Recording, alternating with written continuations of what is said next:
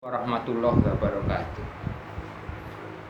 Sewaktu kedua orang tua saya meninggal, saya sangat rindu sekali pada mereka. Dalam hati saya bertanya-tanya, apa ya yang mereka kerjakan saat ini? Sedang apa mereka ya di alam sana? Saya penasaran sekali, kira-kira kehidupan setelah di dunia ini atau kehidupan di alam kubur itu gambarannya apa? Saya berusaha mencari referensi-referensi dari buku-buku, dari bertanya-tanya ke teman-teman, tetapi sampai saat itu belum ada jawaban yang memuaskan. Dalam hati saya masih bertanya-tanya, kira-kira apa yang terjadi dalam kehidupan di alam kubur itu, atau kehidupan setelah di dunia ini. Hingga pada suatu ketika saya menemukan sebuah ilustrasi yang membuat saya jelas sekali dan bisa mendapatkan gambaran bagaimana kehidupan di alam kubur itu. Ilustrasinya seperti ini. Alkisah ada dua orang pekerja yang bekerja di sebuah perusahaan bangunan. Dua orang pekerja ini mempunyai dua sifat yang sangat berbeda. Pekerja A mempunyai sifat yang baik menurut ajaran agama. Pekerja yang kedua mewakili sifat yang jelek menurut agama. Hingga pada suatu ketika pemilik toko bangunan tersebut memanggil kedua pekerja tersebut. Bapak-bapak, para pekerja saya akan pergi ke luar kota. Bapak-bapak, saya beri tugas untuk membuat rumah di petak yang sudah saya siapkan. Bahan-bahan sudah kami siapkan, sudah disiapkan. Silahkan Bapak membuat bangunan rumah. Nanti ketika saya datang, rumah itu harus sudah jadi. Maka pergilah pemilik toko bangunan tersebut.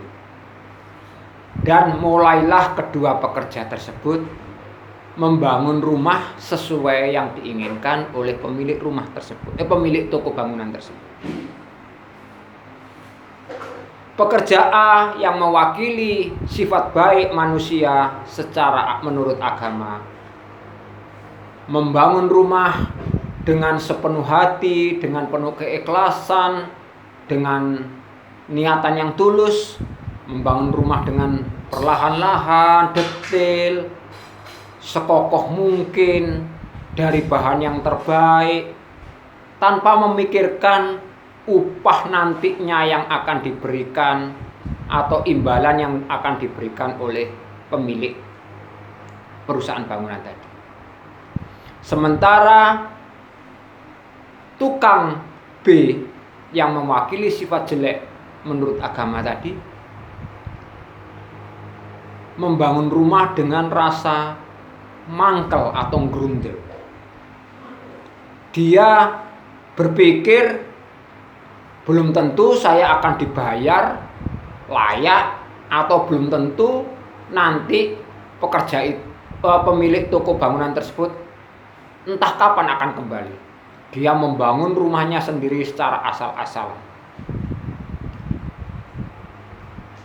Dia menggunakan bahan yang terjelek asal cepat agar dia dapat istirahat.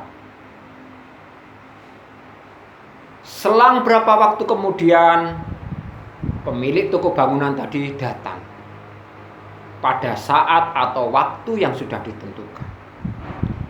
Pekerja A, orang yang baik tadi, menunjukkan hasil rumahnya.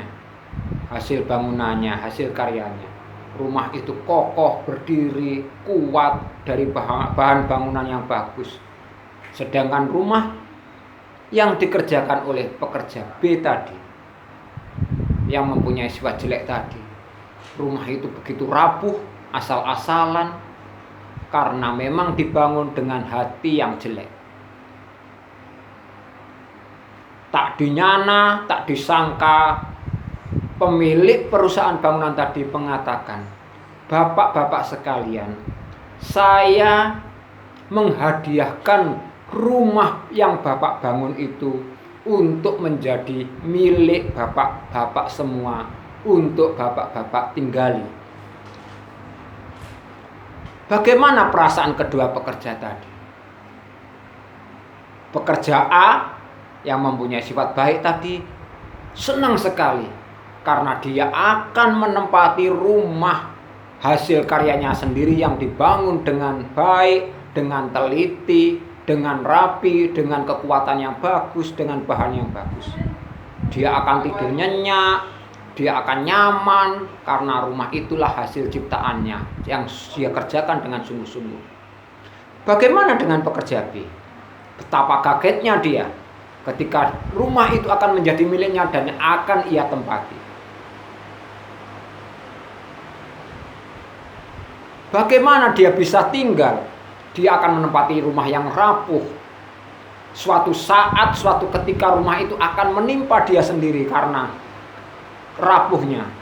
Ketika panas dia akan merasa kepanasan, ketika hujan akan bocor, ketika angin kencang dia takut akan rumahnya runtuh dan sebagainya.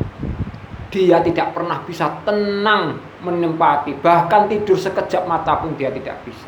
Pekerja A tidur nyenyak, mulai dari ketika sore tidur tak terasa hingga pagi sudah datang.